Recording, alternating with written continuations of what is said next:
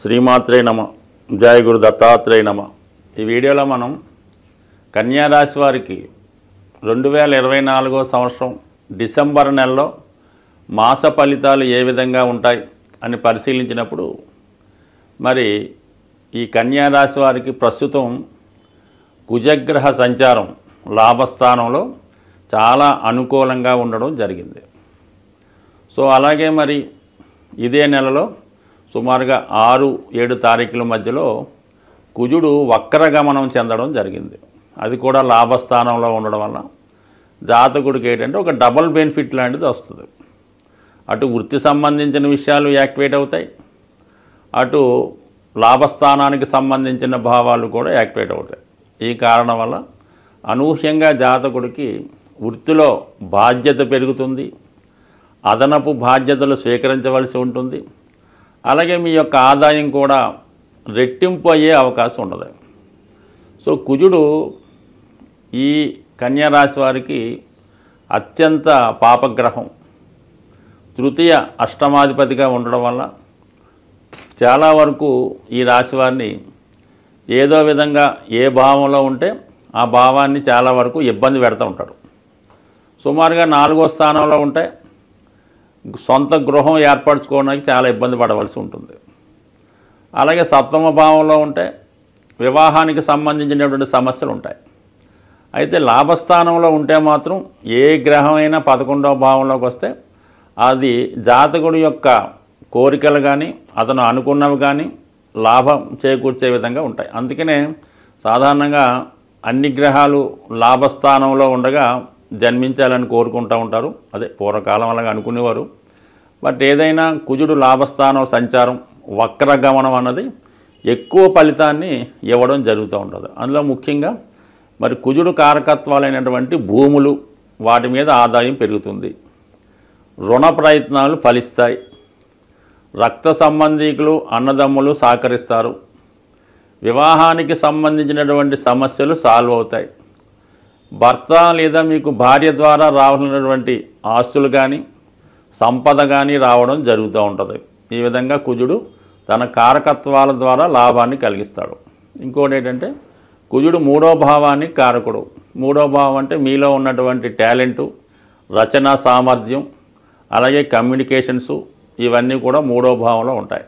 అంటే ఎక్కువగా ఈ కన్యా రాశిలో ఈ సినిమా పరిశ్రమ సంబంధించిన దాంట్లో చిన్న చిన్న వృత్తుల్లో ఉన్నవాళ్ళు, పాటలు రాసేవారు, మ్యూజిక్ డైరెక్టర్సు, మిమిక్రీ ఆర్టిస్టులు, కెమెరామ్యాన్లు ఎక్కువగా ఈ కన్యా రాశిలో ఉంటారు.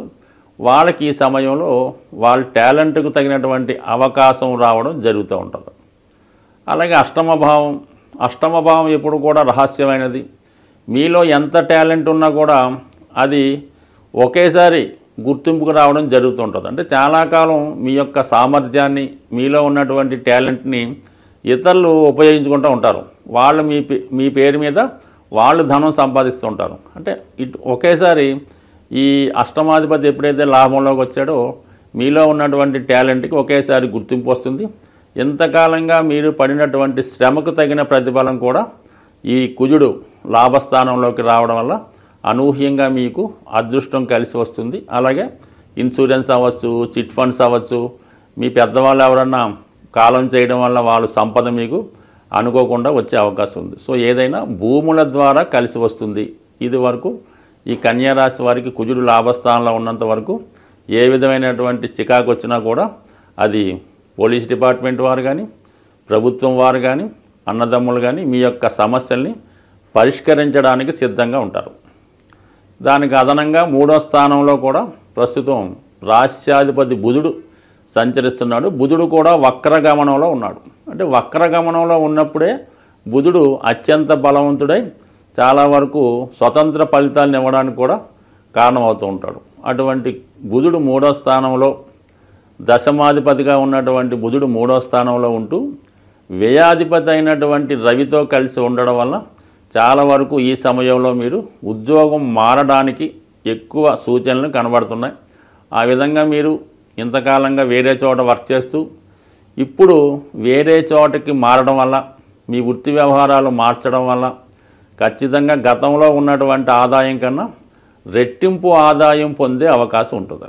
సో దానికి అనుగుణంగానే ఈ డిసెంబర్ 15వ తారీఖు తర్వాత వ్యయాధిపతిగా ఉన్నటువంటి సూర్యుడు చతుర్థ భావంలో ప్రవేశిస్తాడు. అంటే మీరు చతుర్థ భావానికి సంబంధించినటువంటి భూములు కానీ, స్థిరాస్తులు కానీ, వాహనం కానీ, వాటిల్లో పెట్టుబడి పెట్టడం కానీ, ఏవైనా గృహం కొనుక్కోవడానికి మీకు ఈ డిసెంబర్ 15 తర్వాత సమయం అనుకూలిస్తుంది.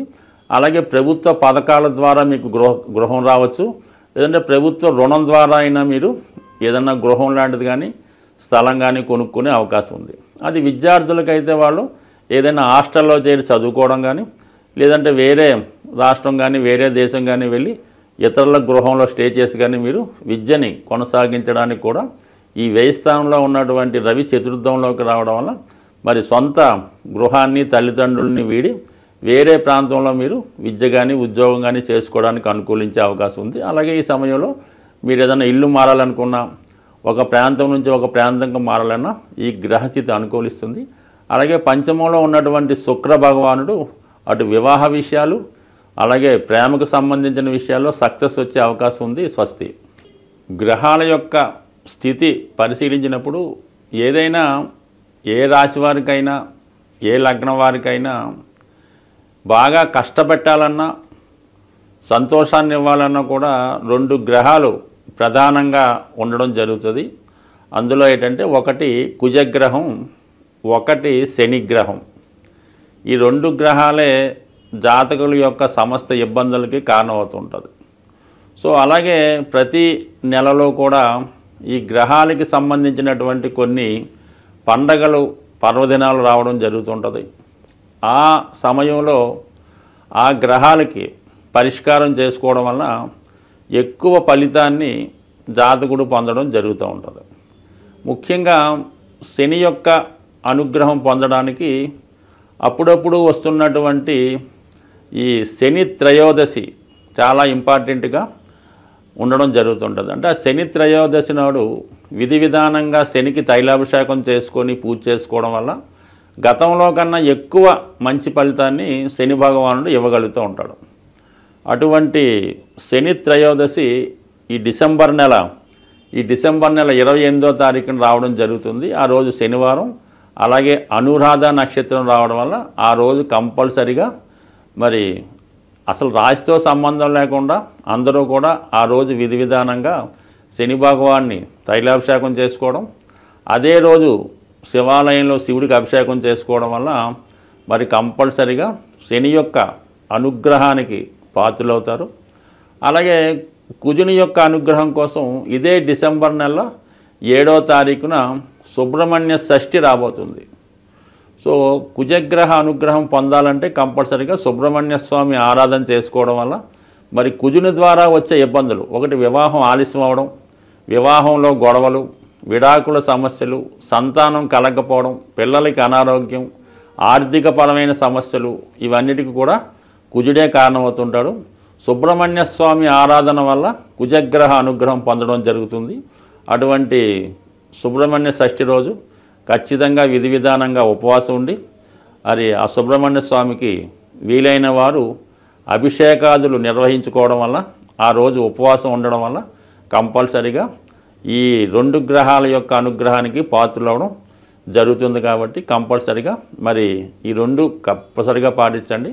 అలాగే చాలా వరకు ఈ నెలలో మీకు ఏ ఇష్టదైవాన్ని పూజించుకున్నా మంచి ఫలితం పొంది ఆ గ్రహాల యొక్క అనుగ్రహానికి పాత్రలవుతారని ఆశిస్తూ స్వస్తి.